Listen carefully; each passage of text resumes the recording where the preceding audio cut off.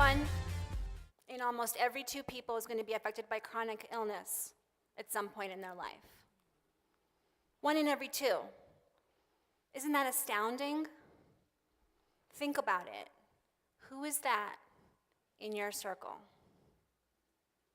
And if no one immediately comes to mind, perhaps that person's condition is invisible.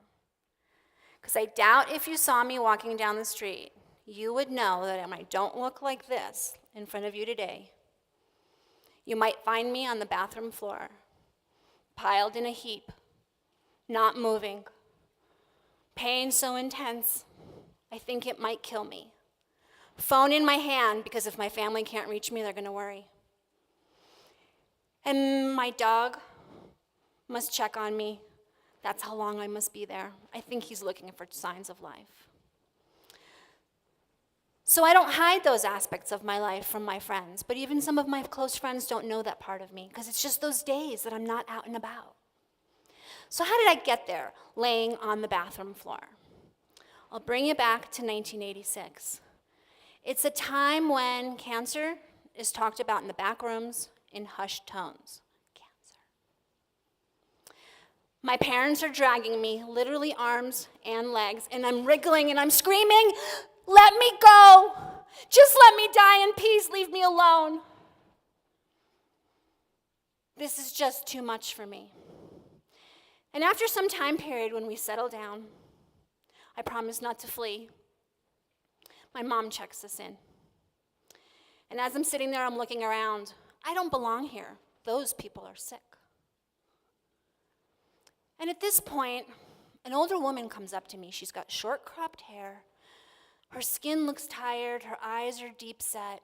And she sits down next to me. And she says, "You know, you and I are very lucky. I'm 78 years old, and this is the first time in my life that I've examined what's important to me. And you're getting this lesson as a young girl. This is a gift." What do you think I was thinking when she said this to me? Gift? You're loony, woman. I'm a teenager. I'm supposed to have my whole life ahead of me. That's the way it's supposed to be anyway. And now this. But you know, that's not what comes out of my mouth. I'm actually surprised at what comes out of my mouth. In this little squeaky voice, I'm holding back the river of tears, and I say, "You know, I really don't feel so lucky." She puts her hand on mine in this really nice, kind, all-knowing way, and I get taken in for my first treatments. So the irony is, those treatments saved my life back then, and they're killing me now. Over the time period, my medical file is very thick. So many of my organs have been affected. Here's the good news. It's taken 27 years. So many people were taken so soon after those treatments. So when people say, "I'm sorry for your new diagnosis," I say thanks, but yay, heart and lungs, rock on, awesome job. And I'm here to tell you that my diagnosis is no different from anyone else's in this room. We're all terminal. So that's not the surprise, right? The surprise is, what are we going to do about it? And each one of us gets to make choices. So how do I adapt? How do I stay flexible? How do I stay resilient? We all have strategies, right? I have something I call my toolbox of happiness habits. So it's this little toolbox I carry around proverbially. And I'll share with you a couple of things that I like to do. I can do them anywhere, anytime. The first thing is I like to look at a situation from the opposite perspective. Something happens to me like, I can't ski anymore. When you live in Vail and you can't ski, you don't see your friends a lot. So, and immediately my mind's going to want to think, "Oh, this is bad. It's bad because this is not what I want." Well, how about I play a game with myself and flip that around and say, what if I see that as an opportunity to do something else, learn something else? I can no longer live in Vail. The altitude is getting to me. We've needed to move to sea level and to be closer to medical care. On the surface, a bad thing, right? Well, not so. I live in this great city. My friends visit me there, and there's so much to do, and it's my choice how I want to view it. Do I want to view it as a bad thing? Or do I want to see it as this whole new world that opens up? So, The next tool I'd like to use is watching my breath. This is one I do in the waiting room in the doctor's office a lot. So seemingly simple, but let me tell you a story. So I'm going to bring you to a hotel room in a medical center far from home. I wake up, it's 4:55 a.m. I've got 5 more minutes before my big day begins. Today's the day. I've got 4 medical tests, poking and prodding, doctor's appointments. The list is just so long, but the tail end of it is, today's the day I'm going to find out how bad my heart and lung failure is. Within seconds, that magnet pulls my thoughts. What if? What if? What am I going to do? How's this all going to work out? You know what I'm saying, right? And I remember to watch my breath. Simple act. I put my attention on my breath, the warm and cool air out of my nose or in and out of my belly. And that simple act brings my attention from that magnet and brings it to the here and now. In 5 breaths, after 5 breaths, after 5 breaths, I'm so peaceful, and can I tell you, so joyous on what is an incredibly crazy day. Some days, breathing's just not enough. So I do something I call my 5-minute pity party. So turn the clock on for 5 minutes. I'll be honest, sometimes it's 10 or 15, depending on the day. And I plan what happy music is going to play. This is the key, picking happy music.